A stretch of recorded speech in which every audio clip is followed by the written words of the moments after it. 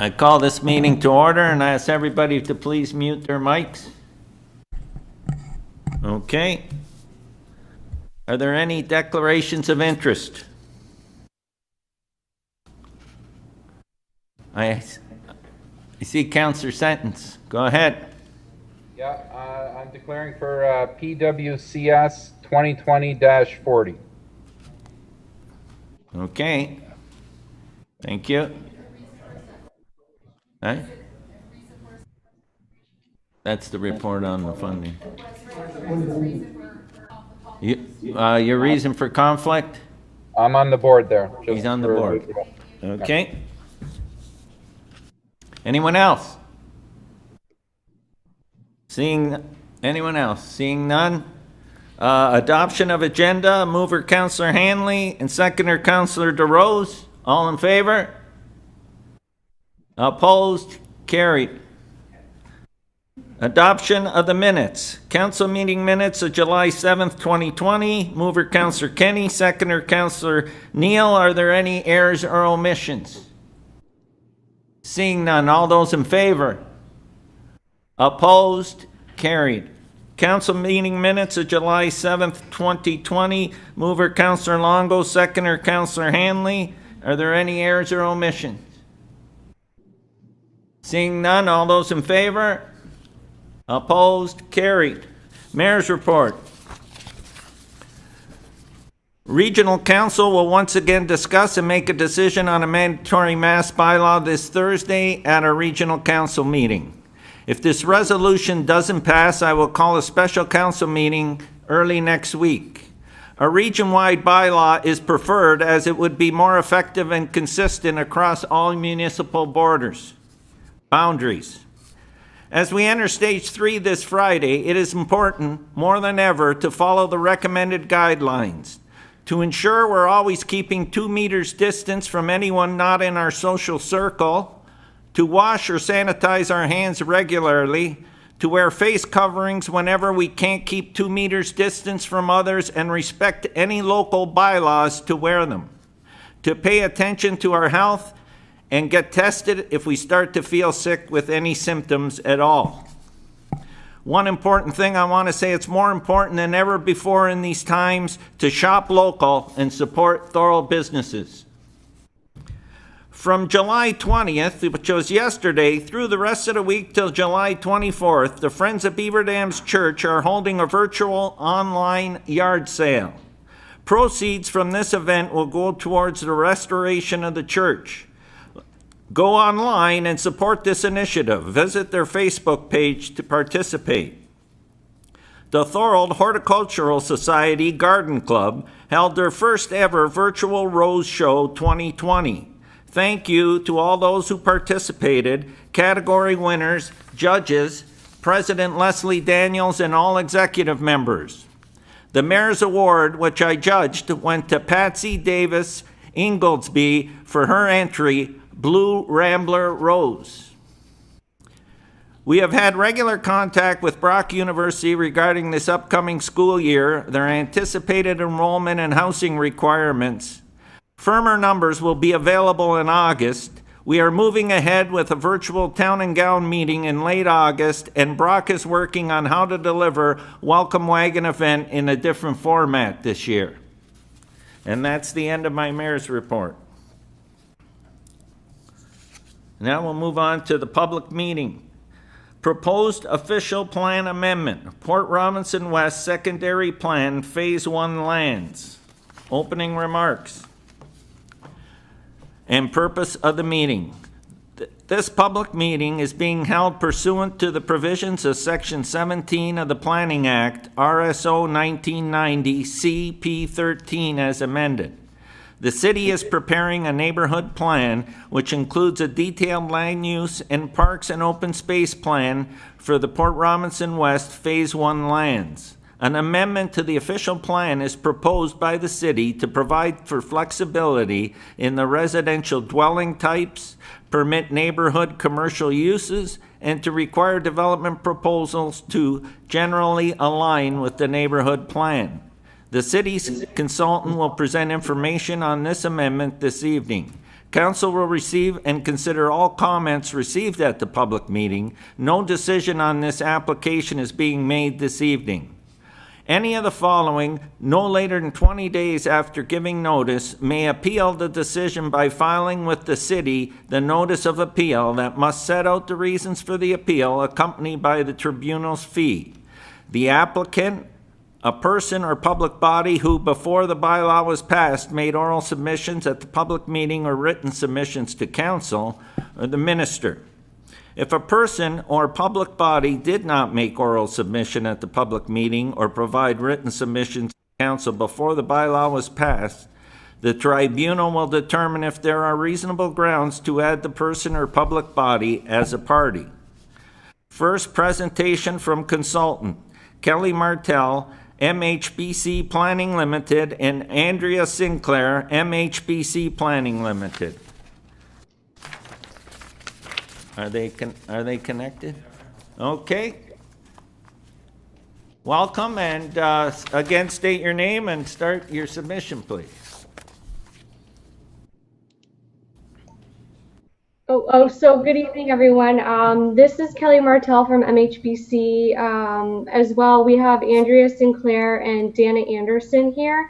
I am going to put up the presentation on my screen, so I'll share my screen in just a moment, and I'll leave it to Dana to give a quick introduction, and then I will take over the presentation from there. So if you just want to give us one moment to get the presentation up on the screen, then we can get started. Thank you.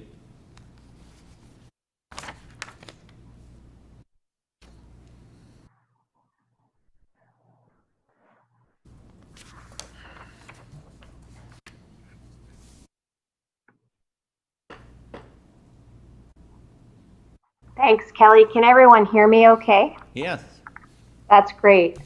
Thank you. And I'm looking forward to the opportunity to introduce the public meeting matter this evening. We've been working as part of a team of consultants with MTE and Paradigm, along with staff with Richard and Denise at the city, to put forward tonight information for this amendment to the official plan as it relates to the secondary plan for Port Robinson.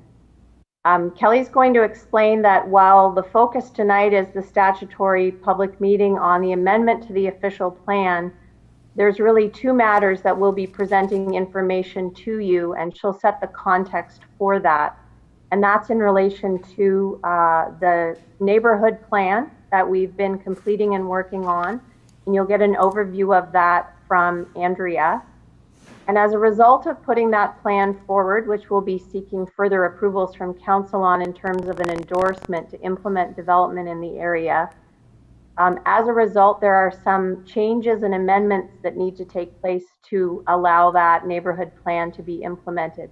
And that's the subject of the changes to the secondary plan that we're presenting this evening. So there's two matters, and we'll go through them in some detail and hopefully have some good discussion and questions. And with that, I'll pass it over to Kelly to walk you through the presentation.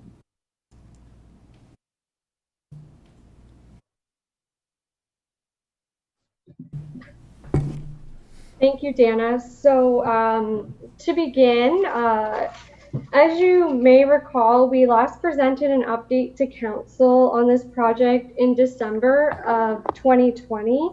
And since this time, we've completed a number of components of the work plan.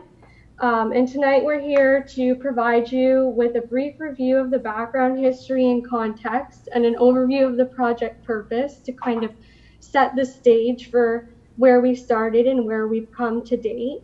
And then we'll outline the outcomes of the phase 1, 2, and 3 tasks, present the neighborhood 1 and 2 plans, and then describe the proposed policy changes to the secondary plan, provide a summary of the virtual open house held for the project, and I will outline as well some of the feedback we've received to date on that. And finally, then I will outline the next steps associated with bringing forward final documents for endorsement of the neighborhood plans and adoption of the official plan amendment by council at a future date. So just quickly for background history, the Robinson West area was added to the urban area of the city of Thorold back in 1999 through an urban boundary expansion process at the regional level. And through this process, 560 hectares were added, and the intent of this expansion was to accommodate urban, residential, and employment growth in the city. So here in the presentation, we're showing the areas forming the whole part of the Port Robinson West area as they were added back in 1999. Again, following the addition to the urban area, in order to allow for the detailed planning of this new urban area, the Port Robinson West Secondary Plan was developed, and it was adopted by City Council and approved by Regional Council in 2000. And the intent of this plan was really to guide the future urban growth in the area and provide specific details on the locations of land uses, public spaces, parks, schools, and environmental features. In terms of the secondary plan context itself, really the intent of the secondary plan is to have these lands develop in 2 phases, understanding it is quite a large area. And development and build out of phase 1 is to be near complete before phase 2 can begin. And so the phase 1 lands here are really shown in that darker color, and the phase 1 lands are the focus of the study that we're currently undertaking. In terms of the context, the secondary plan is composed of 5 neighborhoods, which are set out on Schedule A5, which is the schedule to the secondary plan. And it just provides a high-level neighborhood structure. 3 of the neighborhoods are located within phase 1, so that would be neighborhood 1, neighborhood 5, and neighborhood 2, while the remaining 2 neighborhoods are located in the phase 1 lands, being neighborhood 3 and neighborhood 4. There are also environmental features, which are shown in the dark green color, and then employment, commercial, mixed use, which are shown in the red color on the screen. So overall, taken together in the phase 1 and phase 2, this entire area has been prepared to accommodate between 14,000 to 15,000 new residents and jobs combined at full build-outs. And in terms of the overarching provincial guidance, they are required to achieve a minimum gross density of 50 persons and jobs per hectare over the entire area in order to be in conformity with the growth plan for greenfield areas, because this is considered a greenfield area under the provincial policy. Following Schedule A5 to the plan, there's a Schedule A6, which provides a more detailed land use plan. It identifies areas designated for low, medium, and high density residential development, which are these yellow, orange, and dark orange colored areas. Commercial development, which is kind of a dark red area, and mixed use development and industrial development, which is the area in the blue, and the balance of the environmental features being shown in the green and dark green. It also indicates conceptual areas for parks and schools, being kind of the lighter green areas. If I'm not sure if my mouse goes over, you can see it, but these 3 areas here, and the schools identified as ES over in phase 2. In terms of the policy context for the secondary plan, there is a policy in the plan, policy B1962, which directs that a neighborhood master plan for the identified neighborhood area be prepared and submitted with any new development within any neighborhood identified in the secondary plan. Essentially, the intent of these neighborhood plans is to identify the internal road, block, and land use pattern for the area, and refining those locations of the parks more precisely and the natural heritage features more precisely. As Dana had alluded to earlier, and I just want to reiterate again, These neighborhood master plans are not statutory documents, but instead are documents endorsed by council to be used by staff to evaluate subsequent development applications for the area. So the idea is that development couldn't proceed forward until the neighborhood plans were endorsed and an application was submitted under which it could be assessed for compatibility with that neighborhood plan. Previously, draft plans of subdivision for areas both within Neighborhood 1 and Neighborhood 2 had been accepted by the city as fulfilling the neighborhood master plan requirements, and that is how approvals for the existing Merritt Meadows, Hanford Heights, and Fort Robinson Estates developments were obtained. And while this may have been the practice in the past, a number of policy changes at the provincial, regional, and local level have really necessitated the requirement for develop of a more comprehensive neighborhood master plan for the balance of the undeveloped lands within these areas. And this really is to provide for comprehensive and holistic planning and development of the area, which the individual draft plans of subdivision of the past did not provide for. So as a result, the city did undertake a process to re-examine the existing secondary plan framework to ensure consistency and conformity with provincial and regional guidelines, because as you know, I think the planning, climate, and policy context has changed sometimes since the original approval in 2001 and the update again in 2006. Now we're in a 2020 PPS and a 2019 growth plan, and so those really had to be put into consideration as part of the guiding for the development of the remaining lands within the Phase 1 area. So quickly, the project team, as Dana said, consisting of ourselves, MTE Engineering, Paradigm Transportation Solutions for the transportation elements, were retained in about July of 2019 to undertake the review of the existing secondary plan, prepare a policy update to the secondary plan, including a servicing memorandum, a transportation analysis memorandum, and then the development of those non-statutory neighborhood plans for the remaining undeveloped lands within Neighborhood 1 and Neighborhood 2, as well as prepare urban design guidelines, architectural control guidelines, and streetscape and open space plans. And so in terms of the urban design elements, that's really where Andrea provided her expertise and knowledge, while Dana and myself worked alongside Andrea to establish the policy framework. So in order to complete this work, we did develop a 3-phase project work plan, including background information collection, the development of neighborhood plans, and any necessary policy updates, and then finally public consultation and finalization of the neighborhood plans and policy documents, which would be Phase 3. Quickly going to go through the high-level points of each phase of the study and the findings. And so with respect to Phase 1, really, this was background research and interviews with a number of local developers and landowners within the Neighborhood 1 and Neighborhood 2 areas.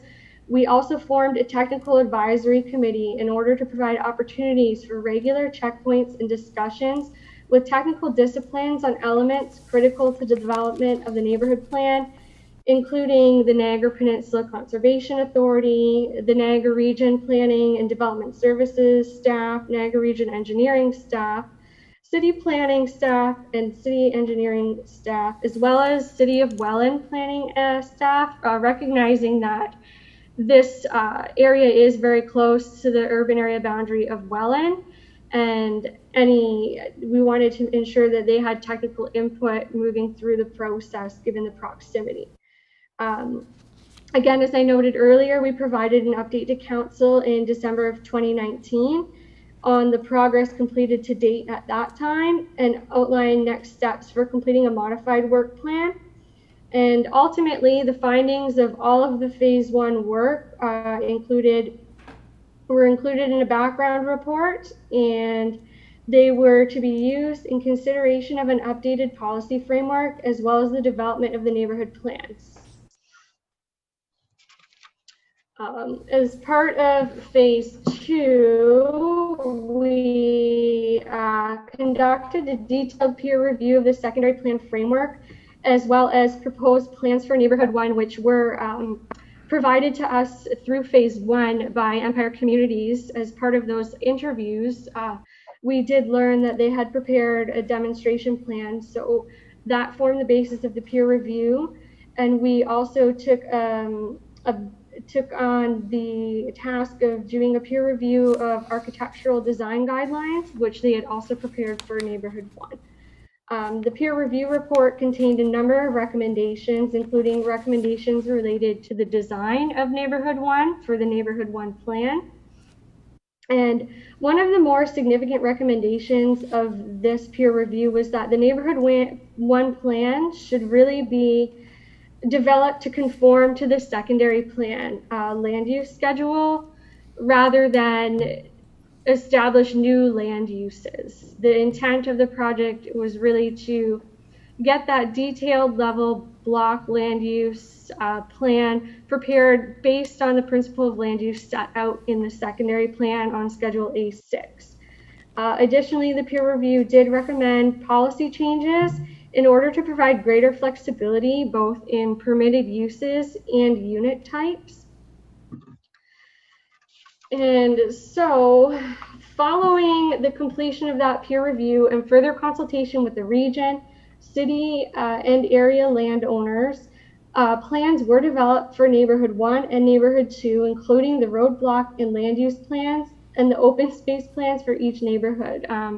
Again, the neighborhood plans are not the statutory documents. They are for endorsement only, but they did guide the framework for preparing an official plan amendment to update the text of the secondary plan, which would address matters of consistency and conformity with provincial and regional policy, as well as address technical matters.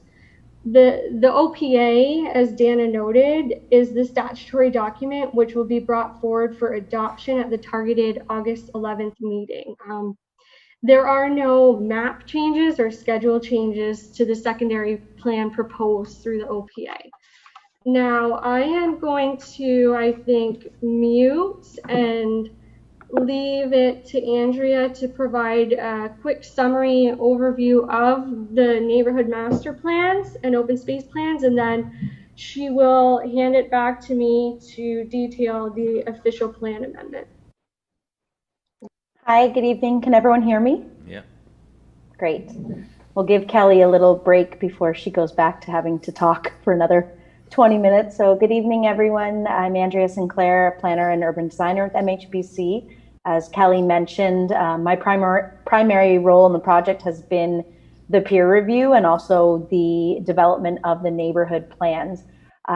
Don't tend to spend a lot of time focusing on this part, as the main purpose of the meeting tonight really is the amendment. But just looking at the neighborhood 1 plan, as Kelly mentioned, one of the primary outcomes of the peer review was that it was important to have a neighborhood plan that was going to conform with the land uses that were already established through the secondary plan. Notwithstanding, we did take into consideration the design proposals and input received from area landowners and tried to adapt this plan as appropriate to some of their considerations and what they were hoping to achieve. Some elements, the key elements of this plan are an interconnected road network that makes sure that all sort of divided into quadrants of the neighborhood 1 are well connected to allow for ease of pedestrian and cycling use through the neighborhood, to ensure that parks are well located and sized so that all future residents will be within 5-minute walk of future parkland. This required some shifting from the park locations as originally contemplated through the secondary plan. And as a result, the secondary plan language has been modified to allow some flexibility in terms of the location of parks. We've maintained medium density residential across the entire Port Robinson Road corridor that was established through the secondary plan.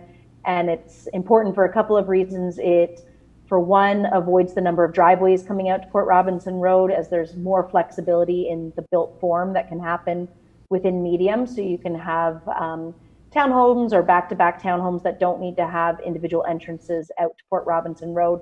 It also avoids a backlotting situation where you have a bunch of rear fences along this interface. So that's been maintained. Natural features that are identified as environmental protection in the secondary plan, where they have not been reviewed through a more detailed environmental study, have been maintained, with the intent that if a more detailed review, and in particular in the areas at the south of the plan, occurs, then it may be refined at that time. We've maintained the high density block at the western edge of neighborhood 1. That's consistent with the secondary plan. And we've established policies that will allow some flexibility in terms of local roads, so that when draft plan of subdivisions come in, if the road network isn't exactly as presented here, that's acceptable so long as the basic structure is maintained. And Kelly, if you can go to the next slide, please. On the open space plan, what this identifies is existing and proposed parks and 5-minute walking distances from each of those. So you'll see that substantially the entire community will be within a 5-minute walk of parks. It also identifies open space blocks as well as stormwater management, and it's intended that through the draft plans, all of these open space elements will be connected through trails, sidewalks, and walkways. But some of that trail detail really will be worked out through the draft plan stage when there's been sufficient review, in particular trails that are going through the environmental features. Next slide, please. Neighborhood 2 is substantially complete. As Kelly mentioned previously, a number of draft plans have already been approved. So what our task was to really kind of round out neighborhood 2 and come up with a logical extension of existing roads and park network. And for this neighborhood as well, we've considered area landowners and what their development proposals have entailed. And there's really sort of limited options in terms of the land use and roads given the secondary plan, but we have tried to make logical connections and expand the parks where appropriate.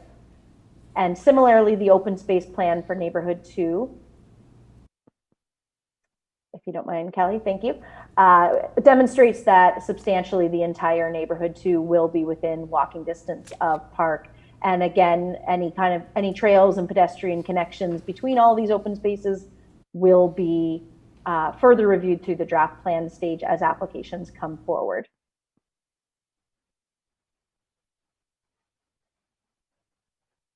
And next, and I believe Kelly's now going to go through the details of the changes to the secondary plan, and then Kelly, Dan, and I will obviously all be available at the end for questions on any aspects of this presentation. Thanks, Andrea. So, not as much of a pretty visual as the neighborhood plans itself, but equally, if not more important, would be the proposed policy changes to the secondary plan. And in terms of the text changes to the secondary plan, we are proposing a number of changes to implement the recommendations of the background review. And these are going to be outlined on the following slides, and they cover a number of areas. But primarily, the changes deal with providing clarity to existing policies, including clarifying the neighborhood plan process for future neighborhood plans in phase 2. So that would be future neighborhood 3, future neighborhood 4, as well as revising policies for flexibility and providing opportunities for further housing choice. This presentation will be made available following tonight's meeting, so I'm not going to go into detail reading each element on the screen, but I will speak to some briefly. So again, the minor revisions for clarity, clearing up ministry names which have changed over time, really identifying the phase 1 lands and the phase 2 lands, providing some flexibility for urban design criteria and the location of bike racks, and introducing a trigger for when an official plan amendment would be required for a development application where one may be submitted that does not align with the neighborhood master plan. That would require an official plan amendment. In terms of permitted uses and density caps, our review and the feedback obtained by stakeholders really indicated that the existing framework was too rigid. It limited potential for density, for optimization of land, for the provision of a wide range of built form types. And as such, the proposed amendment addresses this through harmonizing densities and removing specific caps on types of dwelling units. This also aligns well with the More Homes, More Choice Act and the changes the provincial policy statement brought forward through the 2020 PPS, which promote market-based housing rather than these specific targets. In relation to non-residential supporting land uses, the current secondary plan does permit a number of local serving convenience commercial uses within the medium residential designation, kind of along that Port Robinson Road area. We are proposing to change this policy to allow for the consideration of a wider range of these community type uses that support residential uses. And we're referring to these as non-residential supporting land uses. So it really could be clinics, offices, convenience commercial, subject to an applicant demonstrating criteria are met. And we've outlined a number of criteria, including demonstrating a needs assessment for proposals for pure retail, as well as locational criteria being located at the intersection of two public roads, where one's a collector main street. So really where these things make sense to be located. Again, through our discussions with the technical committee, as well as project engineers, it was determined that certain lands within phase one, generally located east of the railway, would require an alternate servicing scheme. And as such, we built some clarity into the secondary plan to identify an alternative servicing plan would be required to develop these lands if they were to develop in advance of any sort of regional and local servicing extension, which is on the region's books. It's just a matter of timing. Additionally, while the lands located within Neighborhood 5 are currently built out and considered an existing community, we're proposing a policy be added to acknowledge that these lands could redevelop in the future, and any redevelopment would need to be considered comprehensively at that time. And when we're talking future, we are talking in kind of a post-2041 scenario, not an immediate future or even kind of medium-term future. Again, through discussions with stakeholders, technical items with respect to the delineation of the urban boundary, really in relation to the actual location of Singer's Drain, were identified and a specific process set out under which that boundary could be corrected at the regional level through a separate process. And then finally, the City of Welland did identify that there is a portion of open space lands located within phase one, but outside of neighborhood 1, 2, or 5, very proximate to the boundary of the City of Welland, that is currently in the ownership of the City of Welland, but under the planning and municipal jurisdiction of the City of Thorold. The City of Welland is looking to market this as part of a larger redevelopment opportunity known as the Northern Reach. And as I noted earlier, the principle of land use was set out through the secondary plan process. We didn't do, the scope of work wasn't to determine alternate land use designations. So in recognition of this evolving context, we are proposing to introduce a policy to the secondary plan to allow for this open space area to be studied comprehensively by the City of Welland to determine the most appropriate land use through a separate process, more relating to the bigger northern reach area, as well as the balance of the Port Robinson West secondary plan area. So that was kind of the work we completed to date. Following the completion of the OPA and the neighborhood plans, we did host an online virtual open house from June 26th to July 11th, 2020 on the city's website. And advertisements were circulated a variety of ways, both digital and in print, and feedback was emailed to city staff and the consulting team from a number of interested parties, including residents and landowner developers. Based on the statistics provided from the city's data, we know that about 63 visitors went to the web page, and there was around 1,000 views and other engagement through Facebook. And we did receive a number of technical comments as well as other comments through that forum and process. And I'm just going to highlight them briefly. They did cover a range of topics, including noting typos and technical elements to be revised for the final.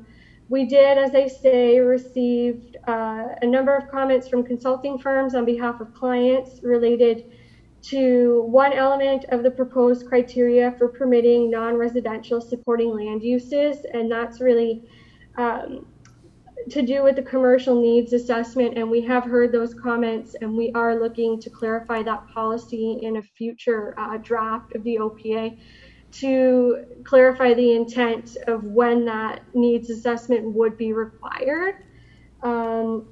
We also did receive inquiry in relation to affordable housing requirements.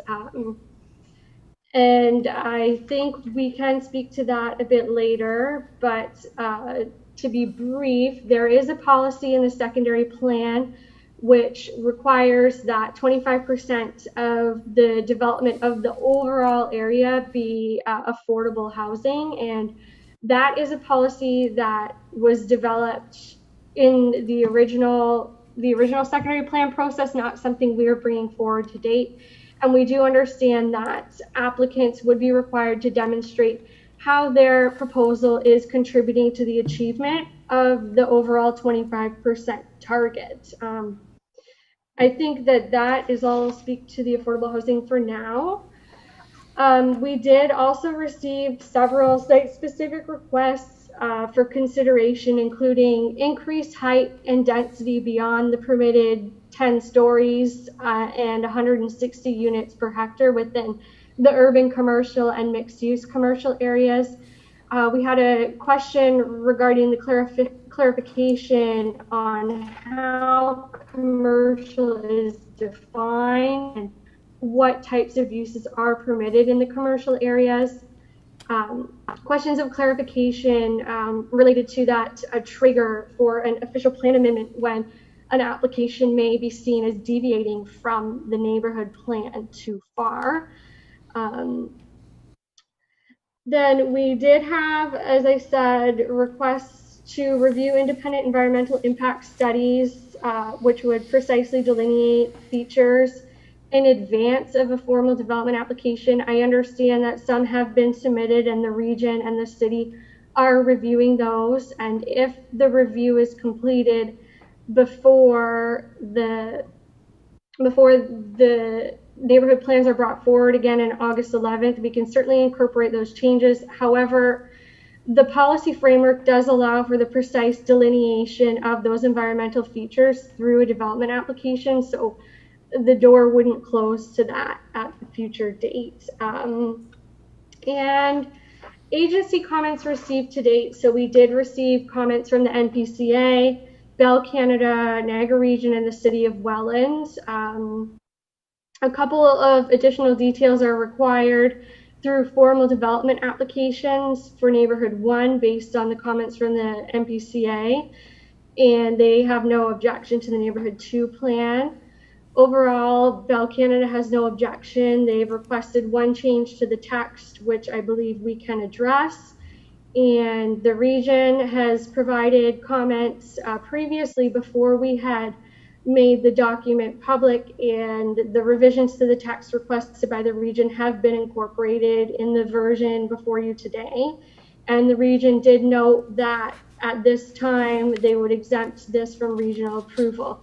Finally, we did receive a formal request from the City of Welland to redesignate the open space land located in the City of Thorold that they own from open space to low density residential outside of the special study. So this is in relation to that new policy I had spoken about us introducing. And so as well, as I noted, many of the agencies have been involved throughout the process through the technical committee, and their feedback has been incorporated through the iterative process we've put forward as the study has gone on.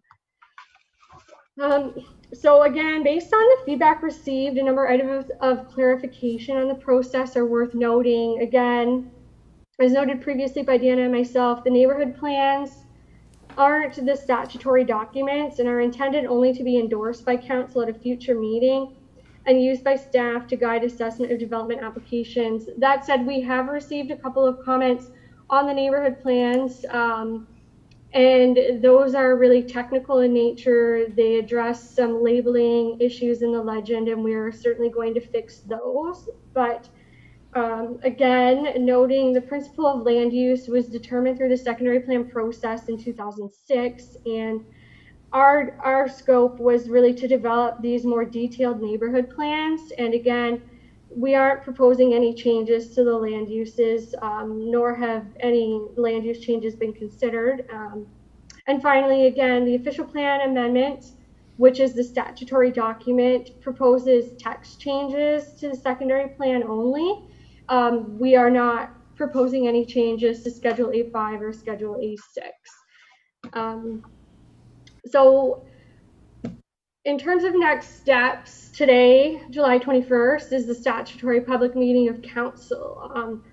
Following this, we do intend to have follow-up discussions with stakeholders, agencies, and comments as needed. And we are here tonight to obtain any further comment and input from members of the public, as well as answer questions of council. Following tonight's meeting, we will review all comments received in greater detail, and as I said, initiate any follow-up discussions as needed. And we will consider these comments received and determine an approach to revising the OPA and the neighborhood plans where and if appropriate. And I just want to outline a few preliminary areas of consideration, which again include clarifying the language related to the commercial needs assessment, issues of height and density, issues of permitted uses, and again, the EIS comments. So following all this work, we will be back again quite shortly, targeting for August 11th to present the final OPA for adoption and neighborhood plans for endorsement. And with this, I am going to put myself on mute and stop sharing my screen, I think, and hand it over to questions if the time is right now. Thank you, Kelly. So thank you, Kelly, Andrea, and Dana. And now I'll open the floor up for any questions from council. Are there any questions? I got Councillor Sentence. Go ahead. Yeah, thank you, Mr. Mayor, through you to the presenter. Thank you very much for the presentation. Just a couple of things caught my ears. First of all, how many houses or homes are actually going to be built in here? I saw between a number, but how many homes are predicted to be built in this area?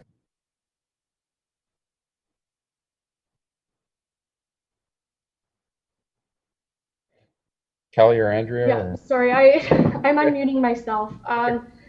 There, I believe within neighborhood 1, there would be between at least 300 to 400 new homes over quite a long period of time. Within neighborhood 2, I don't think you would exceed 50 homes. Okay, and we're looking at 20, maybe I heard it wrong, maybe I heard it right. 25% of that is going to be affordable housing or potentially affordable housing? So my understanding is that the secondary plan policies, which were developed in advance of this project, and we are not proposing to change, would require that 25% of affordable housing be provided. And now the definition of affordable housing really is in the jurisdiction of the region and the city, and I can't speak to the specific details of what that would look like, but an applicant could demonstrate they're meeting that threshold by indicating a certain number of the ownership homes are available under or at the market rate. There are also an other number of ways, but I believe that that's something that the region and the city clarify through their housing strategies. Okay, thank you very much. Are you done, Councillor Sentence? I got Councillor Kenny. Yeah, I'm done. Go ahead, Councillor Kenny. Yeah, my question's more for yourself or Donna, and that would be when we get a presentation like this, very in-depth presentation. Is there any way, if we're doing these Zoom meetings, that we could get the presentation in advance from the presenter somehow in the future? Because we just got a whole lot of stuff presented to us, and I can't enlarge my screen, and I couldn't see some of the drawings that were there. I think it would be a lot more helpful to all of us if we could in the future get the presentation in advance. That's all. Thank you. Do you want? I'll let our city clerk respond to that. Through you, Mr. Mayor. When we do have the presentation in advance, we can certainly forward it to council, but our normal practice is always to forward it after. So you'll be getting a copy of it. You will be getting a copy, Councillor Kenny. Okay? Okay, thank you very much. Thank you. Councillor Neal. Yes, a question to probably Denise, our planning staff. The definition of affordable housing, are we working on that, or do we need a motion for us to work on that, or what's the procedure? Through the mayor to the councillor, we're constantly working with the region to identify exactly what the affordable housing kind of term means for Thorold, as well as what it means for the region. In terms of getting private sector developers to include affordable housing, it's something that is constantly being grappled with by the planning community, councils, just neighborhoods everywhere. So we're trying to work with the development community to get different forms of housing, different types of housing, perhaps homes where you've got home offices, smaller units so that the rent is cheaper.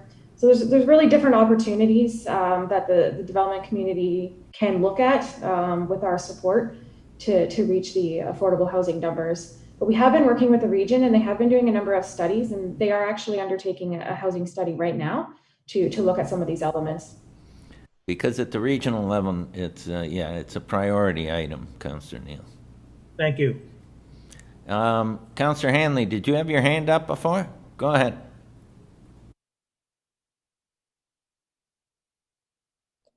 Okay, yes, thank you. If we could go back to your presentation on page 21 to the presenter, if that's possible. It's in regards to the commercial and wanting to remove commercial development there. I don't have the exact wording because I'm going through it. Is there a chance that we can, I want to go back to a couple of pages. Page 21, I believe it was.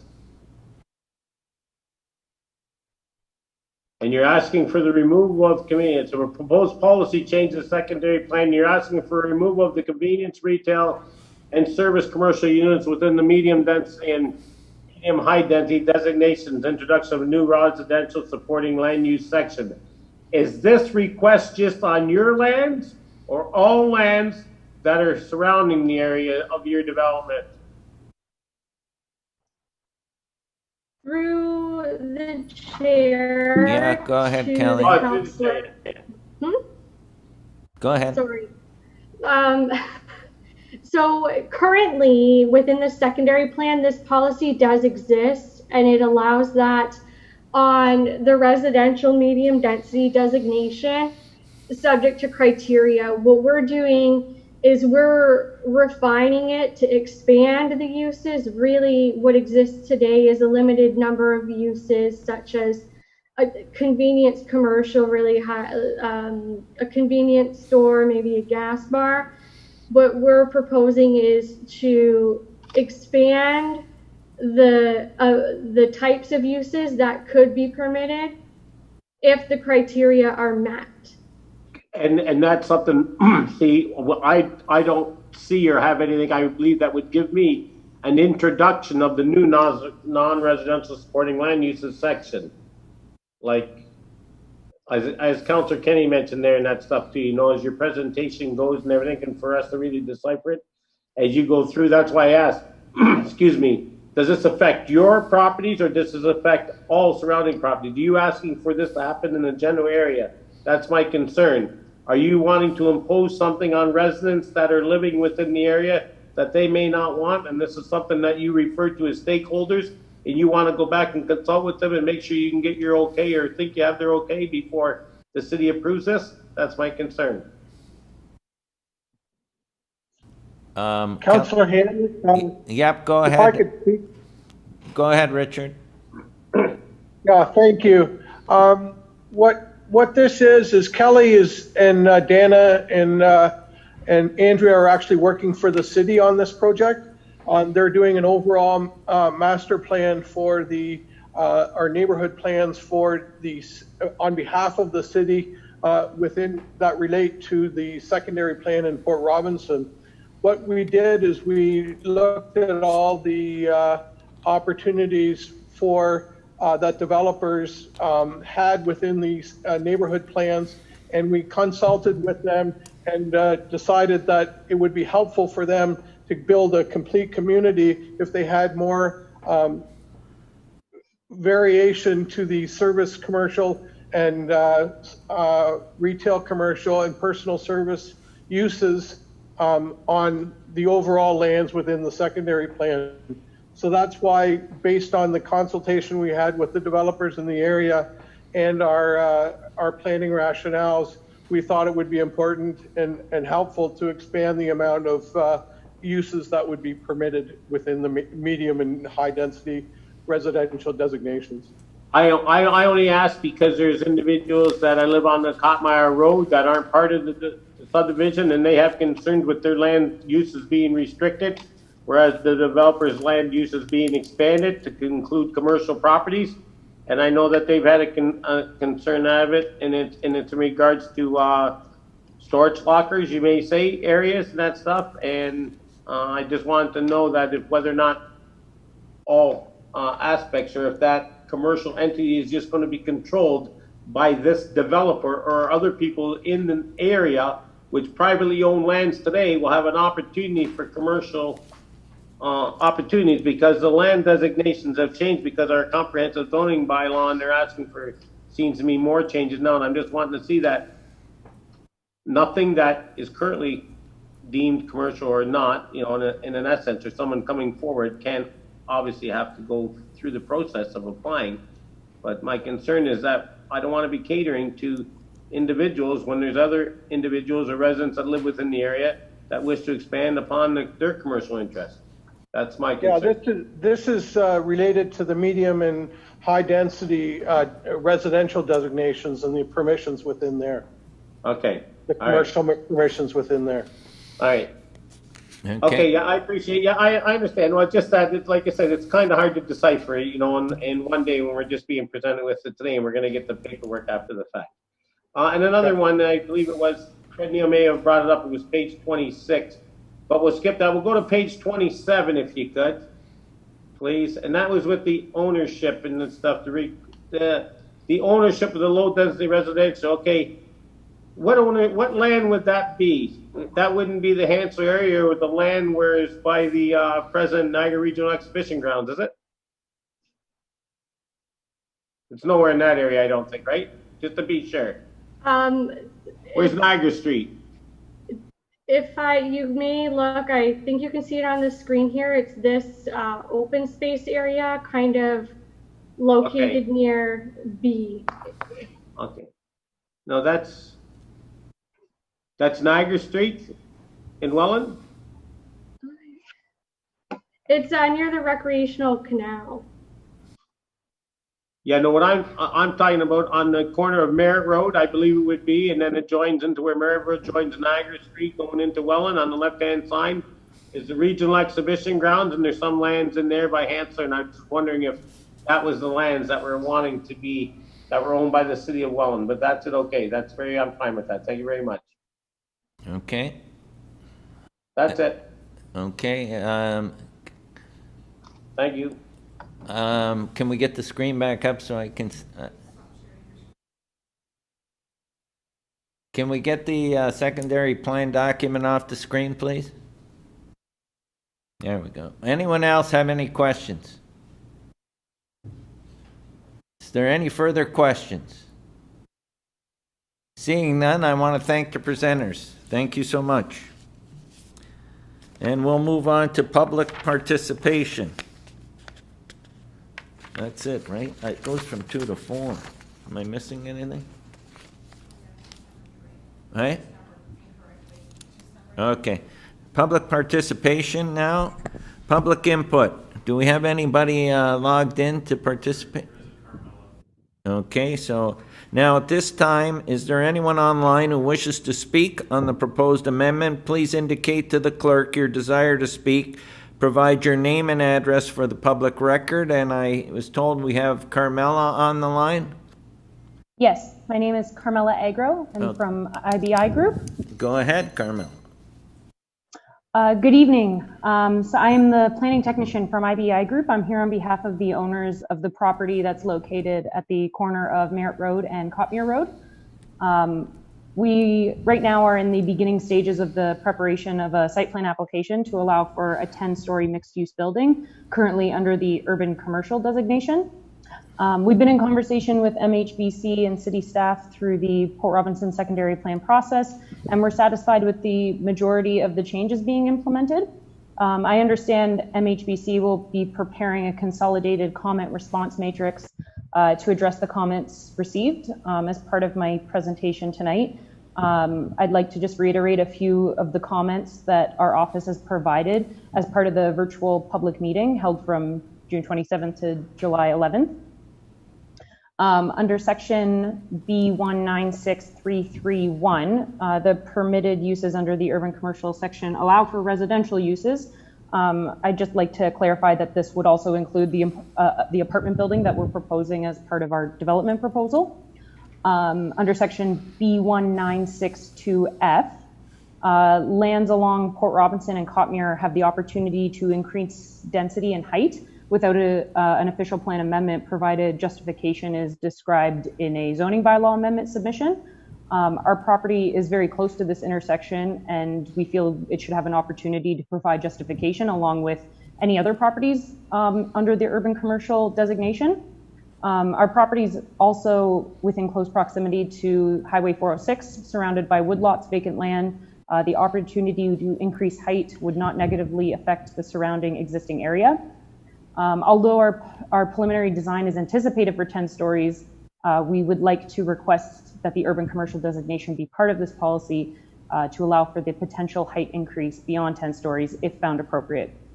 It's possible that as we fine tune our design, we may need to apply for a zoning bylaw amendment, and a consideration for some form of bonusing could be possible. We'd like to have the opportunity to provide this justification to a height increase if we feel it appropriate once we have fine-tuned our design.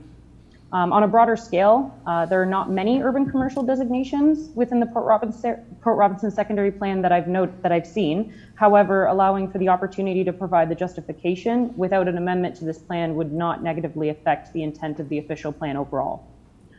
We feel this change not only benefits our property, but the urban commercial designation overall. In the virtual open house PowerPoint, it was slide 14 in the previous. I'm not sure if it's the same slide as what Kelly just presented, but there's considerations for these building heights. And we encourage this increase in height, although we're providing 10 stories. We would be supportive of potentially 15 if it was allowed. Our development proposal could provide a higher density in order to offset the lower densities in order to achieve the region and the city's greenfield density targets. Under section B196331, under permitted uses, one of the permitted uses allowed are parking facilities at grade and or in structure. But we would also like to encourage underground parking also be a permitted use. The addition would benefit the urban commercial designation as well as our development proposal.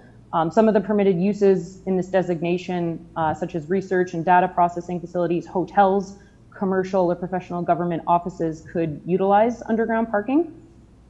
And one of the, as Kelly mentioned, one of the permitted uses says commercial and another retail uses and restaurant. There's no definition of commercial, and we'd like to suggest that a definition be provided or clarity on the uses that are allowed in this designation. Policy B1933C, this has to do with the affordable housing, and my question was answered by Kelly. We would be happy to provide some form of affordable housing through our submission process, and we'll work with city staff to determine what is appropriate for our development in order to contribute to the overall neighborhood. Under section B19611, transportation, the policy indicates that the highway adjacent to our property is anticipated to be widened and completed by 2015. It hasn't been, so we suggest that it be updated, and then we also ask if there's any considerations for when that will happen. And section B19611.1, road hierarchy. It's not entirely clear if Merritt Road or Cotmere Road requires a widening. And it also has two sections for Cotmere Road that, either it needs to be widened to 23 or 26, so we request some clarity on that. Further to the virtual open house PowerPoint, slide 21, which I'm not sure if it's the same slide as the one MHBC presented, but it speaks towards the OPA trigger development. So it seems to insinuate that a major deviation may potentially be a higher fee than a minor deviation. So I was hoping to establish some clarity on that. That concludes the summary of my comments. All these comments have been provided to MHBC and city staff. I understand further discussions will occur between now and the anticipated council date, where a number of these comments will be addressed. At this time, however, we're satisfied and we support moving forward with the Port Robinson secondary plan with the intention of the consideration for our comments. Thank you for your time. Thank you, Carmela. Is there any questions? Seeing none, I thank you for your presentation. Thank you. Now at this time, is there anyone online who wishes to speak on the proposed amendment? Please indicate to the clerk your desire to speak. Provide your name and address for the public record. Do we have anyone else? So we have no one else? Okay. So at this time, I'll move to closing remarks and closing of the meeting. This fulfills the requirements of the Planning Act, RSO 1990 CP 13, pursuant to Section 17. Council will consider staff's recommendation report, which will be subsequently considered by City Council at a future date. Please provide your contact information and indicate to the clerk at clerk@thorold.ca if you wish to receive notice of Council's decision. That's clerk@thorold.ca. Alternatively, a letter requesting to receive notice of Council's decision may be sent to the clerk. As such, the public meeting portion of this application is now closed.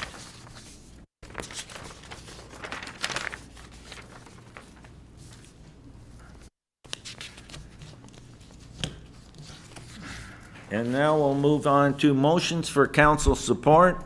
City of Thorold re-amendments to Bill 197, referred to Councillor Neal. Go ahead, Councillor Neal. Thank you very much, Mr. Mayor. because we want to make sure there's lots of checks and balances regarding landfill sites. And we want to make sure that we are the ones that will comment on when and if Walker Brothers, for instance, broadens their scope as far as landfill sites are concerned. So whereas Bill 197, specifically Schedule 6, considers amendments to the Environmental Assessment Act relating to landfill sites, and whereas language proposed in the amendment suggests broader engagement on the establishment of landfill sites with the host municipality and any municipality within 3.5 kilometers of the property boundary, and whereas this amendment that allows for additional input and oversight from multiple municipalities could cause conflict in the effective management of landfill sites, and also may lead to a devolution of community fees payable to municipalities which host landfill sites. Now therefore be it resolved that while the City of Thorold supports reviewing the Environmental Assessment Act to streamline processes for the effective management of landfill sites, it opposes the following: the expansion of broader engagement and oversight to municipalities not hosting a landfill site, as it may negatively impact the effective operation of landfill site within the host municipality, and a reduction of community fees to payable to municipalities that host landfill sites. Number two, that staff be directed to provide comments to this effect during the 45-day review period of the legislation, which ends on August the 22nd, 2020. And number three, that a copy of this motion be forwarded to Premier Ford, the Ministry of Environment and Conservation and Parks, Jeff Urich, as well as the Minister of Municipal Affairs and Housing, Steve Clark, and the local MPP. Okay. Does anyone want to speak to that? Go ahead, Councillor Hanlon. I'd support it, just for the fact, we're actually not basically in the area of the municipality of the dump is, and this could affect our tax rate too, because they do give a stip into the City of Thorold. So something like this, in regards to it, I would support, and I will support. Thank you, Councillor Hanley. Anyone else? I can just add to that when there is an issue like regarding that area, it's us in Niagara Falls that comment, and we have no problem with that, and we work closely together, and so the system works very effectively, and we like the current system, and we just don't want to see it change. So that's my comments. Is anyone else?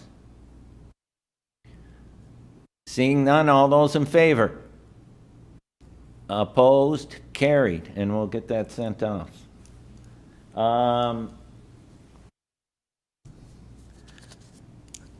Motion to receive and file minutes or adopt recommendations of council committees and boards. Mover, Councillor Wilson, and second, Councillor Decker. Minutes to review for information purposes. Does there anyone want to speak to the minutes from Heritage Thorold or the BIA? Seeing none, all those in favor? Opposed? Carried. Statement by councillors. I have a list.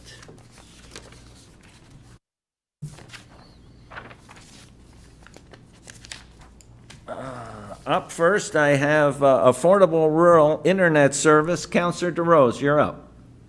Thank you, Mr. Mayor. Through you, Mr. Mayor. I just wanted to bring up, a couple of residents reached out to me. Some are paying over $300 for rural internet. And I know we talked about this at our March 3rd meeting and forwarded some letters to the federal government. But due to the circumstances of COVID, working from home has become a necessity, as has school children working online. So we need a dependable service now to become a necessity instead of just a hobby or a want. I've discussed this matter with staff, some industry experts, and our MP Vance Badaway. The one roadblock to the expansion by the CRTC, because we did receive communication that the CRTC was going to be putting in about $450 million, or the federal government was. The only problem was Thorold was not included as a priority for this expansion. So at this time, I'd like my fellow councilors supporting this. I would like to make a motion that the mayor's office be directed to prepare correspondence to the CRTC and the federal government, asking that Thorold be reevaluated as an expansion area for rural internet service. I think that's excellent. Can I get a seconder for that? I got Councillor Neal. Anyone want to speak to that? Seeing none. Oh, I got Councillor Neal. Go ahead.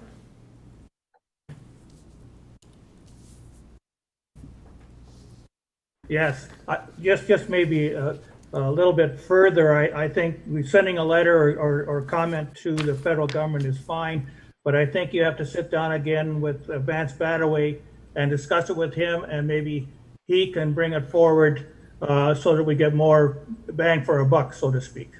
Well, I think we'll also copy him on that letter as well, Councillor Neal. Okay, so we have that motion on the floor, and anyone else want to speak to it? Seeing none, all those in favor? Opposed? Carried. Up next, I have Portland Chapel Street possible road closure. Councillor Hanley, you're up. Thank you, Mr. Mayor. I wanted to bring this up because, you know, we had a public meeting in regard to this intersection, and some discussion was made at the time in regard to what some proposals may have been made, and there had been some changes. And then recently, again, citizens had approached me and confronted me via social media and personally in regards to some city staff being out there recently and some traffic counting being done, and we're notified that the city's actually looking at options A and B. You know, and again, I hate I'm getting information third hand or whatever, and if that's the case, I have no reason to doubt the individuals. And you know, there were other options there, and this alarms me because this is talking about a road closure, and if that's the city's intention, then let it be known to us councillors, and I don't want to have to learn it via third-hand sources. And this seems to be a contentious area for some reason, and you know, it's been a long time coming, and I hear this, and I'm just wanting to know if this is the fact, if this is the city's intention, and if so, when will a report be coming forward to council? So I'll turn this over to our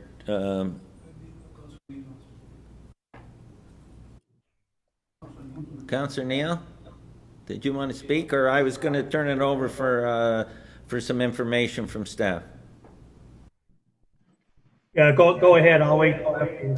And I'm not micromanaging, just to let you know, we did have a public process, and because of that process, there's rules and policies in place that need to be adhered to, and they haven't been adhered to in the past. And I'm not micromanaging. I just want to know that. Councillor Hanley, I'm turning it over for a response from our Director of Public Works and Community Services, Jeff Holm. Thanks, Mr. Mayor. The plan here is to, we're still collecting information from residents, still collecting data from traffic counts. I'm still meeting with residents on a couple of dates over the next week or so to find out exactly what their thoughts are and to get their background on the issue.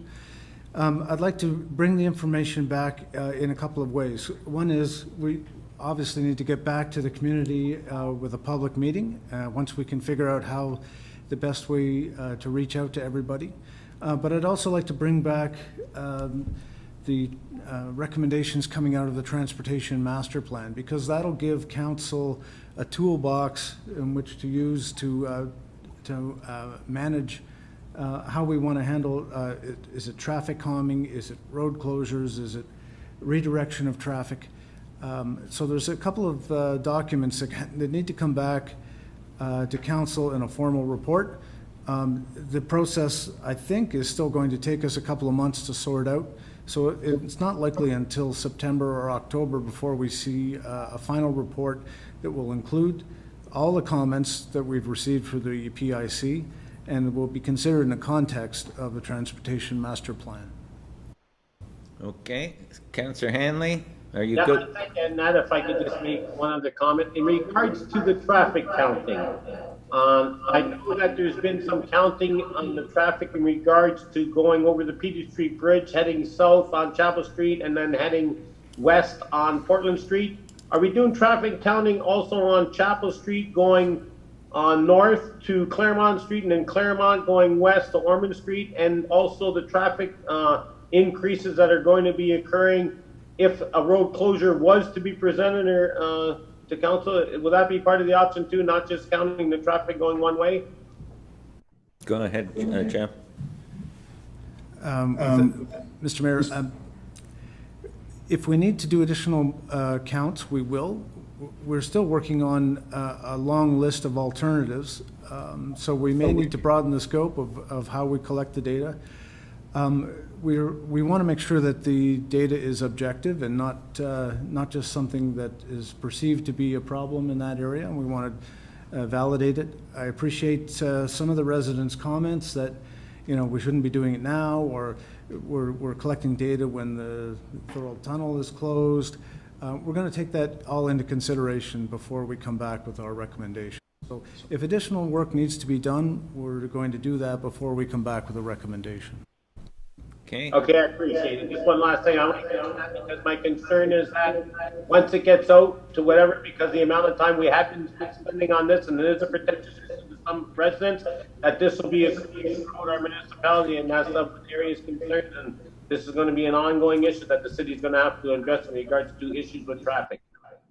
Thank you very much for your comments, Mr. Holman. Councillor Neal. Yeah, just follow up on Councillor Hanley's, and I believe that the whole area needs to be looked at, Claremont Street specifically, where Chapel comes into Claremont Street, because the traffic there is quite bad, and the road might not be wide enough. I don't know, but I don't think the road is wide enough. And so we have to take a look at that whole area, not just Portland Street and Chapel Street. I think we have to look at that whole area and come up with a plan to straighten out the traffic flow in that whole area. Thank you, Councillor Neal. I had Councillor Wilson. Go ahead, Councillor Wilson. Thank you, Mr. Mayor. I just wanted to take the opportunity to say to staff that I think the work that they did do in that area was fantastic, with painting the lines on the road. And when I went by there, I was actually quite impressed. And I think it did solve some safety concerns in the meantime while they do this. So I think sometimes we're always talking about things that could be done better, but I just wanted to tell staff that I thought that was great, and I'm glad that they did that right away, and I think it was a brilliant idea. So that's all. Thank you, Councillor Wilson. Does anyone else want to speak on that? Okay, thank you. We're going to move on now. We're not doing delegation, am I correct? Okay, so there was going to be a delegation to report from Dan Pelche from Thorold Activities Group, but when we get to discussion reports on community grants, we're going to just receive that for information tonight, because they're going to go back and contact all the user groups, okay, before they bring back a final report to council. And that's the reasoning. So we'll discuss that when we get to that. But anyway, that's why Dan is not going to do a delegation tonight. Okay, we got consent reports. Mover, Councillor DeRose, seconder, Councillor Decker, and there are 6 consent reports. Do you want to take them all together, or does someone want to pull a report? I got Councillor Longo. Thank you, Mr. Mayor. I'd just like to pull PDS 2020-34. Okay. Anyone else?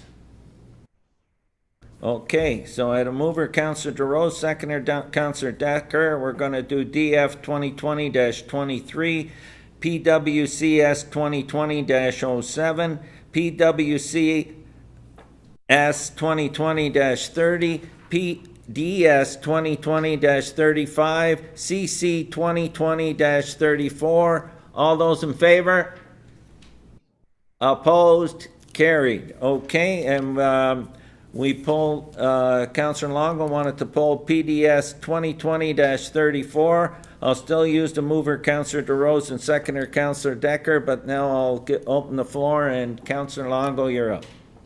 This is regarding deeming bylaw application for 10 and 12 Linden Street West and 22 Cunningham Street. Thank you, Mr. Mayor. Just a quick question to staff. I did reach out to staff today, but I didn't get a reply, so I guess I need some clarification. What exactly are we being asked to do here, first of all? Okay, I'll turn that over. Is Richard or Denise want to take? Okay, our manager of planning, Denise Landry. Go ahead, you're up. Through the mayor, you're being asked to consider allowing the 3 different properties to merge in title. So basically taking the 3 individual properties and becoming one big property. Okay, that's what I thought. So I guess my question is this normally a council decision or a committee of adjustment decision? Through the mayor, this is a council decision. It has not been delegated to staff. Okay. And my question on doing this, and again, I don't want to bring the wrong impression across. I just have to ask the question because this was very contentious in the neighborhood. We were brought to LPAT. The official plan and zoning bylaw amendments were changed. What happens if we don't do this? Could we be brought to LPAT again? Through the mayor to the councillor, I'm thinking that yes, that there would be a ramification if this wasn't approved, as the development application was already approved through the LPAT, and this is just a mechanism to facilitate that. Okay, so council's original majority plan to cancel this or stop this project probably wouldn't be successful in your opinion? Through the mayor, as the LPAT has already approved the development, this is just a mechanism that is required to ensure that the property, that the buildings on the property don't cross over property lines. Okay, thank you. That's all I need. Okay, no further questions? Okay, so again, we had the mover, Councillor DeRose, seconder, Councillor Decker, PDS 2020-34. All those in favor? Opposed? Carried. Okay. Discussion reports.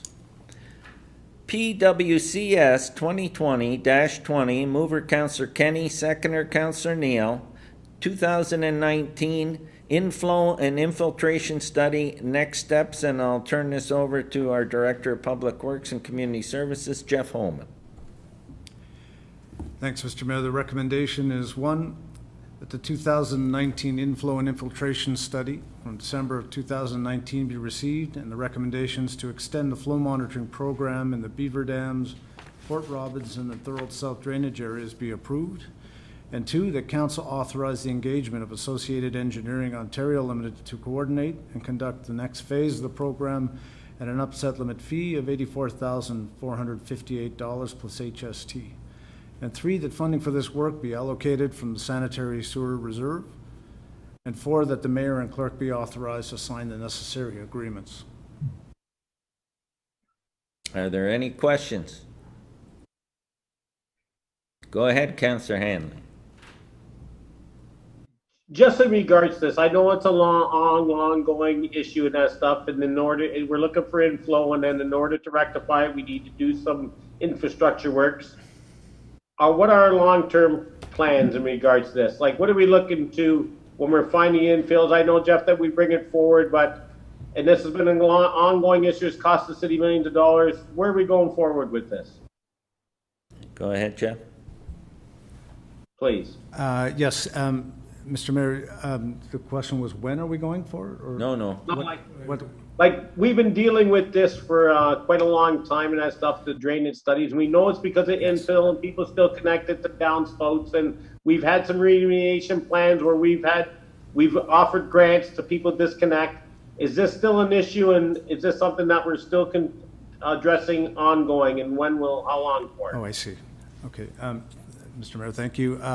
Yeah, so the idea here is that with the additional flow monitoring, we'll be able to focus in not just on sub-catchment areas. We'll be able to focus in on sections of pipe and households that might be contributing significantly to the problem.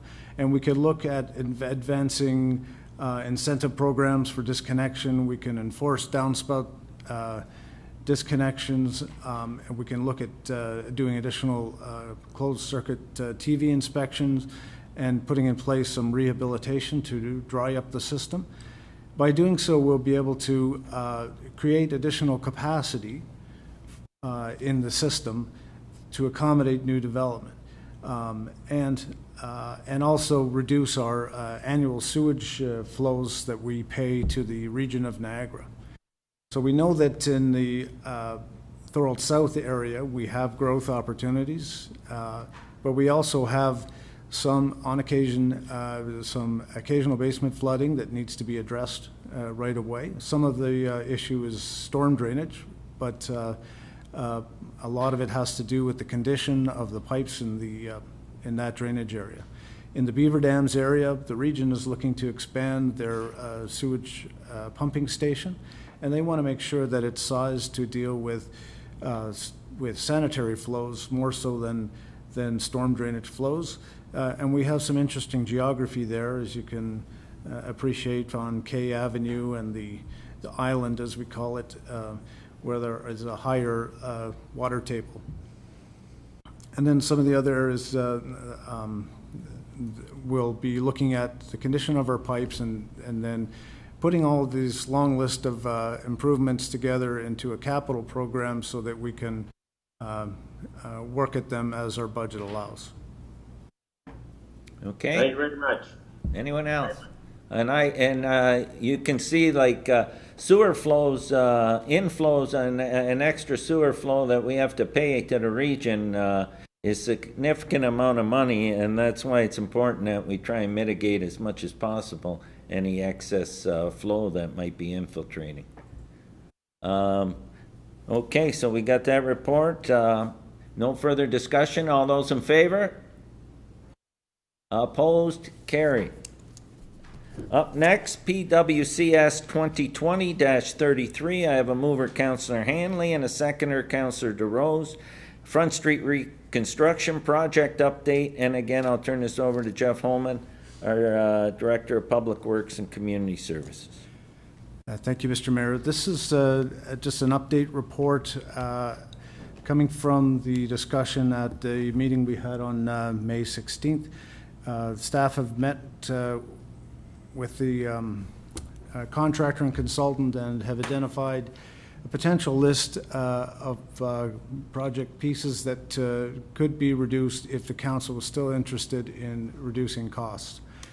So the recommendation is that the council receive the report PWCS 2020-33 for information. Okay, so you've seen the report, and so speakers to that report. I have Councillor Decker up first, and then I got Councillor Neal. Thank you, Mr. Mayor. Thanks, Jeff, for the report. I guess my question is, the project was to beautify downtown, and that's why we're doing what we're doing. The reduction of the trees from 34 to 7, that seems like a huge downgrade. And I know that the trees were expensive, but isn't there a chance for us to maybe just cut that in half? I think we still need to have like some greenery downtown. Going from 34 to 7 is almost, why put that in then? Like, what's the cost to put 20 downtown? So basically, if we add more trees, from how much would that, based on if we put half the trees, say? Right. Yeah. Okay, so I think, thanks, Mr. Mayor, and thanks for your question. I think the reduction in the number of trees, we're looking at somewhere in the neighborhood of $10,000 per tree. So if you wanted to scale it down, we wouldn't recommend you go any lower than 7. The contract calls for 34. Something in the middle, I think, was one of the suggestions at the last meeting. But that's really up to council if you'd like to give us some instructions or some direction on what you'd like to do there. My only comment is that everything we take away from that project will, could mean that we have to add it at some point in the future. So it's not really a cost savings. But I do appreciate the council's concern for the amount of the contract, which is one of the larger projects that we've had to take on in the last number of years. So Go ahead then, Councillor Decker, continue. Oh, sorry. So then wouldn't it make more sense then to keep it at maybe half then? I mean, we're spending all that money to beautify the downtown, and that was part of the original plan with the landscape. It's a shame to have to, I mean, to go to 7, then why put it in? I would love to still see that look downtown, and I'm sure most other people would. So can we maybe reconsider putting?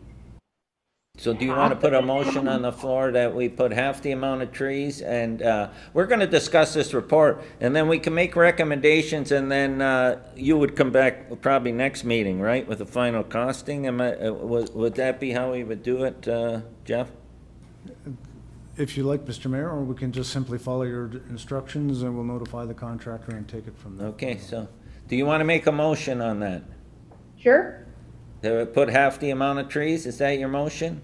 Yeah, I think that would make more sense than just putting 7 trees down there. I don't think 7 trees is going to make a difference downtown. I think we need more. So we have a motion on the floor. An amendment to the recommendation. Well, is that is the recommendation 7, or is that what you come up with as? Recommendation is for information purposes. So we need a motion to amend the recommendation from 7 to, give me a number. 17. 17, half the amount.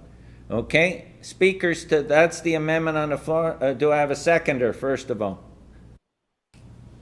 Councillor Sentence. Okay, speakers to the amendment. Go ahead. Councillor Wilson first. Thank you, through Mr. Mayor. I agree. I think in the last meeting when we talked about this, we wanted to reduce the amount of trees. I know that was a comment I made, but 7 seems like an odd number. So I'm happy to go half.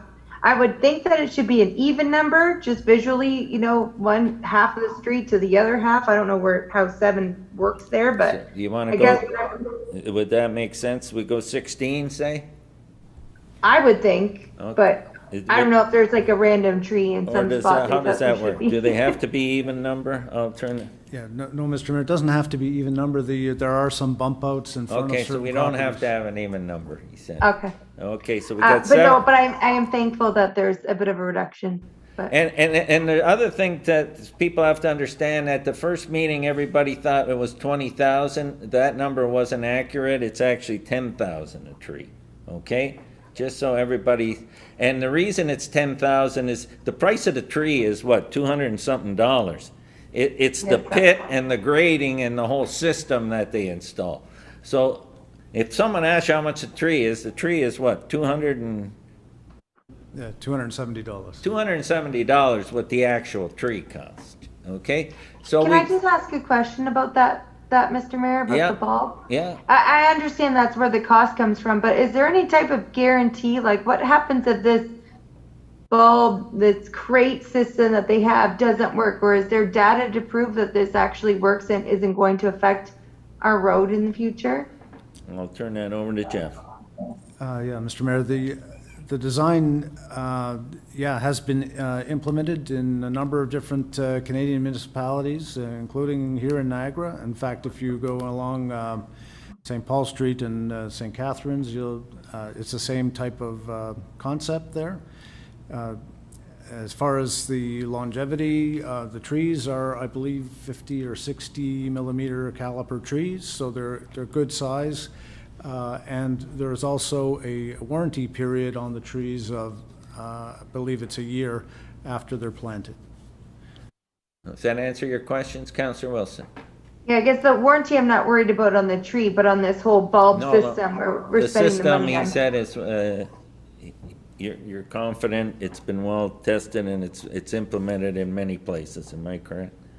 Yes, I mean, they're not entirely maintenance free. You have to keep an eye on them from time to time, but that's something we would normally do. Okay, thank you. Okay, I have Councillor Sentence. Go ahead, Councillor Sentence. Thank you, Mr. Mayor. I agree with Councillor Decker. I know, Jeff, I really appreciate the report, and we asked for reductions, and you gave them to us. I don't want to go too far where we're doing this one-time thing, maybe in our lifetimes, to beautify the area, and then we stop too short on things we were going to do in there. The trees in the alleyways, even to me, really caught my eye. That is something that I would think that, like you said earlier, would cost us more later, and it's not really a cost savings. To me, if we're doing it, our downtown deserves it. We asked for reductions. I see some of them. That's great, but to me, the trees in the alleyways were the ones that I'd really want to see in there. So we'll do the trees first, and then we'll talk about the alleyways next, okay? Okay, yep. Okay, so that's good. I'm going to turn over now to Councillor DeRose. For you, Mr. Mayor, I totally disagree. We discussed this, 20,000, 10,000. I don't feel comfortable spending $10,000 of taxpayers' money for a tree. I'm sorry. So I will not support this motion. Okay. Anyone else? Go ahead, Councillor Hanley.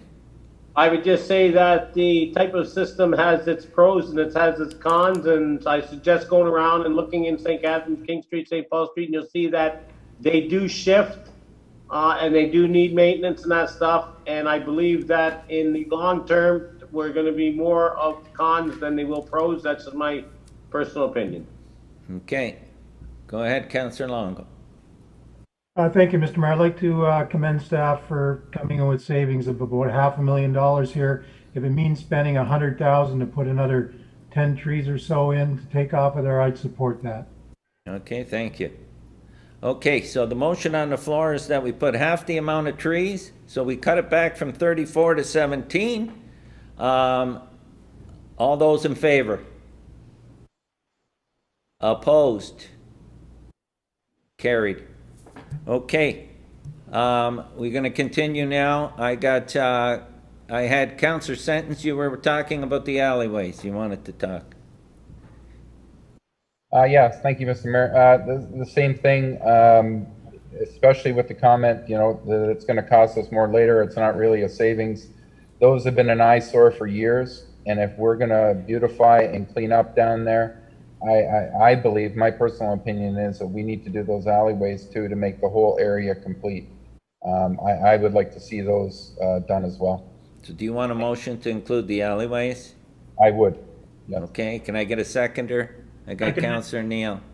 Okay, so now we're going to speak to the alleyways. Okay, is there any information that you might want to provide about the alleyways, or is Sean on, or? Thanks, Mr. Mayor. Sean Dunsmore, the project manager or manager of engineering. Sean, can you give us some feedback on these alleyways, please? Yeah, I just want to be clear that we're only talking about 2 alleyways in this situation. The one right beside the Quebec Bank. Yeah. Right now, that is interlocking brick, and then the one over beside, I think what used to be Thorold Music, and the building is the Imperial Bank. And that's the one that goes to the parking lot, the stairs there, am I correct? Yeah, that's right. That's the one that goes to the parking lot stairs, and it's interlocking brick right now as well. So those are the only 2 we're talking about. So. Okay, so you're talking 2, and do you have a rough cost on those? Yeah, they're about $50,000 to put them in. Both, 50 each or 50 altogether? 50 altogether. Okay, so we got 2 alleyways, and he's given us a rough estimate of 50,000. Does anyone want to speak to that? I got Councillor Neal and then Councillor Hanley. Thank you, Mr. Mayor. I agree with it. I think they all lead into our parking lots. So everybody right now has to come from the parking lot to get onto Front Street. And I think we need to complete the project, as Councillor Sentence did say. So I'm in agreement. Okay, and now I got Councillor Hanley. In regards to the alleyway going between Gypsy Alley and Henderson's drugstore, that leads to one of the city's municipal parking lots also. That's next to the fire hall. Is that under consideration, or is that private property? Well, Sean is going to answer that for us. Through you, Mr. Mayor, that's private property. It's Okay. owned by Gypsy Alley, actually. Okay. Well, the owner of the building is Gypsy Alley. Yeah, thank you. So there, so that's private. Go ahead, Councillor Wilson. Thank you, Mr. Mayor. I would assume that if we decided to do these alleyways in the future, the cost would probably be more than 50,000 altogether because they wouldn't be there doing the construction. And just, I think from a visual standpoint and also hearing that it is interlocking brick, it just brings some accessibility issues to mind. So as, you know, if we start getting bumps and trips, and I just want to make sure that our city is fully accessible for anybody that, no matter what, you know, barriers that they have. And so I know as a committee, that's something we focus on. So for 50,000 collectively for those two, I would agree to include that. Although I am thankful that you're all looking for cost savings. I just think it'll end up costing us more later than now. So we should just do it now. Okay, thank you, Councillor Wilson. Anyone else? Anyone else? Okay, seeing none, I have the motion from Councillor Sentence and seconded by Councillor Neal that we do those two alleyways mentioned by our manager engineering, Sean Dunsmore. That's the one by the Quebec Bank and the one by the Thorold Music Building. Am I correct, Sean? Through you, Mr. Mayor. Yes, Mr. Mayor. Okay. All those in favor? Opposed? Carried. Okay. Does anyone want to talk about anything else in the report? I've got our Director of Finance, Maria Morrow. She wants to know where we're getting the money for this now. No, go ahead. Through you, Mr. Mayor, based on, and perhaps Jeff and Sean can correct me if I'm mistaken, I believe that we added back, the original estimate was 497,600 plus HST. We added back 170,000 for the trees, plus HST, and 50,000 for the alleyway. So that will lead to project savings of 267,600. And if we could add to the recommendation that be returned to the federal gas tax reserve fund. Okay, so the recommendation is to add that to the recommendation that the savings as laid out by our Director of Finance go into our gas tax fund. Am I correct? That's correct, Mr. Mayor, because that's where the bulk of the over one was originally coming from. Okay, so do I need a mover or a seconder for that? No? Okay. Councillor Kenny, did you want to speak on that? Yes. It was mentioned that Maria just mentioned it was going to be 170,000 for the trees. There was already in the budget 7 trees. We only added 10, and you said at a cost of 10,000 each. So that I thought 70,000 was already built into it. So it should have went up by 100. No? That's a question for the director. Can Jeff and Sean provide some clarification then? Can we get clarification? Did the original numbers include the 7 trees? And if it did, then we were only adding 10. That's the question from Councillor Kenny. Yeah, I believe that to be the case. So if we're going to have a total of 17 trees at about $10,000 each, then it's about $170,000. We're adding $100,000 to the project. So the 7, you're saying the 7 were already in the cost, and the 10, can we get I'm not asking you to get clarification now, but can we get clarification after? And whatever it is, whatever that excess is, though, we're going to put in the gas tax fund. Okay. Yeah, we can work it out with engineering. Do you want? Okay. Are you good with that to the city clerk? Yeah. Okay. So, all those in favor that goes into the gas tax fund? Opposed? Carried. Okay. So, do we have to do the whole report now, or are we done on that?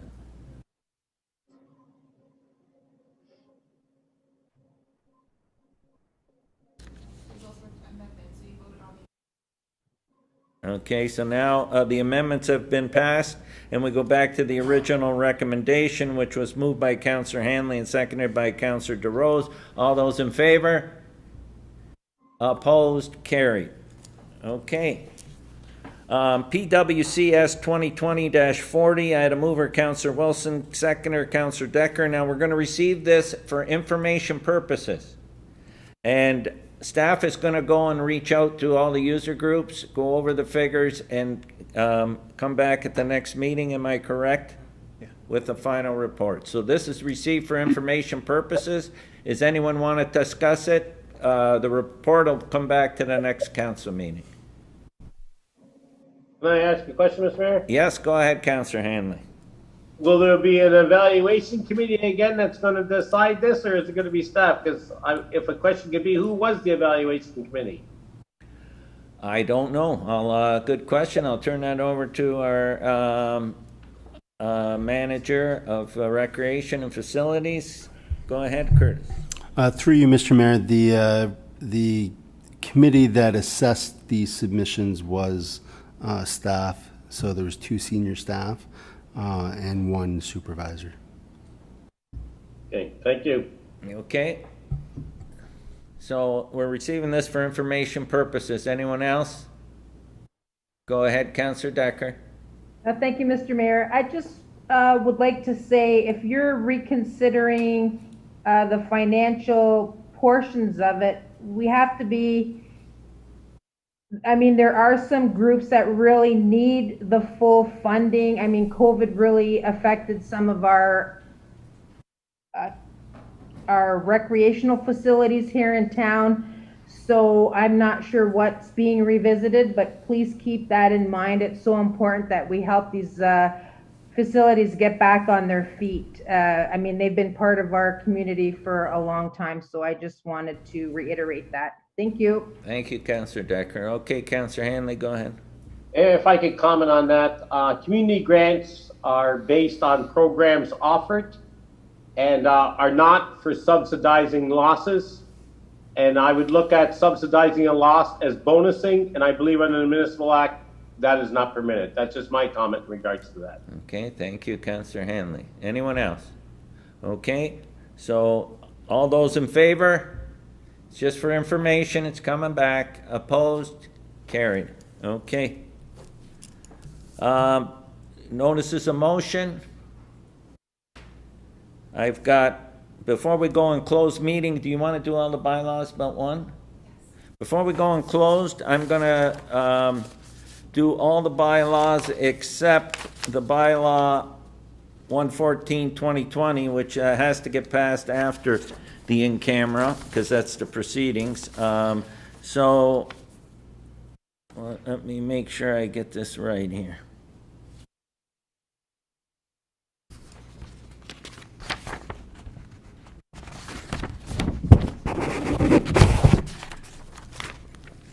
Okay. Moved by Councillor Neal and seconded by Councillor Wilson that leave be given to introduce the following bylaws. Bylaw 100, 101, 102, 103, 104, 105, 106, 107, 108, 109, 110, 111, 112, 113, and 115-2020, and the same now be read a first time. All those in favor? Opposed? Carried. That the bylaws just read a first time be read a second and third time and do pass, and that the mayor and clerk do sign and seal the same, any rule of this council to the contrary notwithstanding. All those in favor? Opposed? Carried. Mr. Mayor? Yeah? Can I comment on one of the bylaws? Yes, you can. Go ahead. I just like to comment on bylaw 113-2020. I think it's big news for the city of Thorold that we're going to be acquiring land for a future fire hall, and I think we need to make the people aware of that. Okay, and it's a very good point to bring up, Councillor Longo, and that bylaw is the bylaw of the acquisition of vacant land at 1600 McClary Drive, and that'll be a purchase of a property for a future new home of Fire Station 1. Thank you, Mr. Mayor. Thank you. Okay, we're going to go in camera now. So In accordance with Section 239 of the Municipal Act, a meeting or part of a meeting may be closed to the public if the subject matter being considered is related to an identifiable individual. Could I have a motion to move into closed section to discuss Councillor Verbal, Chief Administrative Officer. I need a mover and a seconder. I got a mover, Councillor Longo, and a seconder, Councillor Kenny. Okay, all those in favor? Opposed? Carried, and we'll now get ready to go in camera. Okay, so you were sent a separate Zoom login for that. So we're going to take time for us to get in a meeting room, and I ask you to zoom in on that particular one, please.